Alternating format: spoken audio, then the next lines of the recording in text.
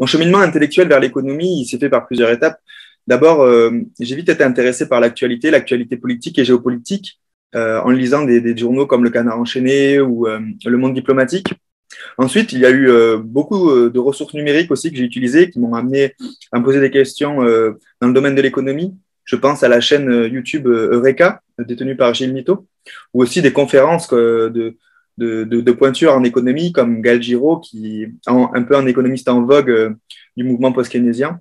Et après, il y a des livres plus académiques aussi qui m'ont amené à ce parcours-là.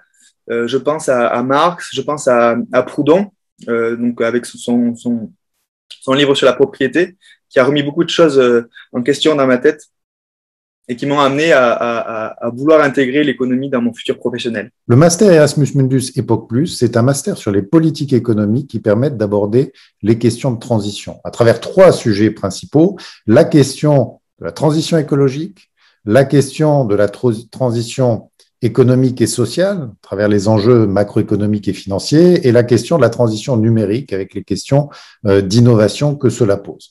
C'est un master qui a une caractéristique particulière, celle d'approcher les différents sujets en économie dans une perspective critique et en intégrant le plus possible les autres sciences et notamment les sciences humaines et sociales.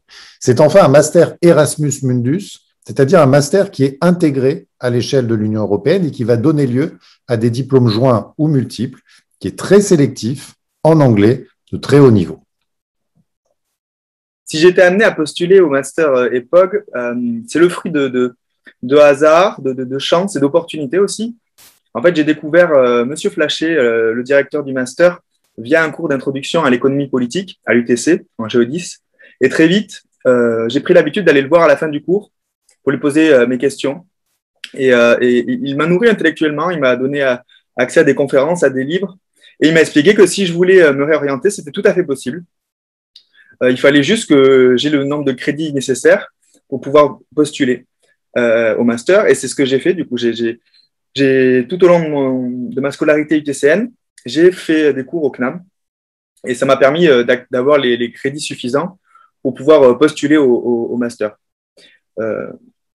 Il y a aussi un autre point qui m'a permis de m'amener à une réorientation, c'est mon premier stage TM9 en industrie chez Bouygues, dans lequel j'ai découvert la verticalité et la construction hiérarchique d'une telle structure. Et je me suis rendu compte que ce n'est pas forcément ce que j'avais envie d'intégrer dans mon futur professionnel. Le Master Erasmus Mundus Époque Plus, c'est une quarantaine de partenaires en France, en Europe et dans le monde. Des partenaires pour la première année. Pour la majeure transition numérique, c'est 1 an passé à l'Université de Turin. Pour la majeure sur les questions de transition économique et sociale, notamment les questions macroéconomiques et financières, c'est 1 année à la Berlin School of Economics and Law ou à l'Université Rome 3. Sur les questions de développement, ça va être 1 semestre à l'Université de Turin ou à la Berlin School of Economics and Law, puis 1 semestre à l'Université du Witwatersrand à Johannesburg. Et enfin, ceux qui choisissent de se focaliser encore davantage sur les questions écologiques passent 1 année à la Vienna University of Economics and Business. Ensuite, tous les étudiants arrivent à Paris, où ils sont accueillis à la fois par l'Université de technologie de Compiègne, qui est coordinatrice du programme, mais aussi Sorbonne Université et l'Université de Paris. Et enfin, en dernier semestre, les étudiants ont l'embarras du choix. Ils peuvent aller en Amérique du Nord, en Amérique du Sud, en Afrique ou en Asie, où nous avons des partenaires à la fois académiques et non académiques. Et si par hasard, pour réaliser pendant ce dernier semestre leur mémoire de master, les étudiants pensent qu'ils font une institution tierce ou un stage dans une autre organisation, on a aussi la possibilité d'accorder cette option aux étudiants. Actuellement, j'ai la chance de pouvoir faire un stage à l'Agence française de développement. Ce stage est soutenu par l'Institut de la transition environnementale de Sorbonne Université. L'objectif principal du stage, c'est de bâtir un modèle capable d'intégrer la perte de biodiversité et les dynamiques climatiques au modèle économique de base. Pour ce faire, j'ai trouvé un modèle agroforestier à l'échelle mondiale, globale, et je vais le coupler à un modèle déjà existant, macroéconomique et climatique, par le biais des émissions CO2. Donc les enjeux sont multiples.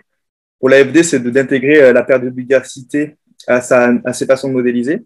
Et pour moi, c'est de mieux comprendre en tout cas, le travail de chercheurs et les différentes façons de modéliser l'écologie. en intégrant l'économie et les différentes disciplines qui peuvent tourner autour. Le master Époque Plus, c'est un master en économie. Pour pouvoir y rentrer, il faut avoir fait un minimum d'économie, 24 CTS pour rentrer directement en M1, 32 ECTS pour rentrer directement en M2, avoir fait aussi un peu de mathématiques et de statistiques, au moins 6 ECTS. Il faut avoir un excellent dossier, puisque le master est très sélectif. Et enfin, il faut être capable de montrer votre motivation pour le programme.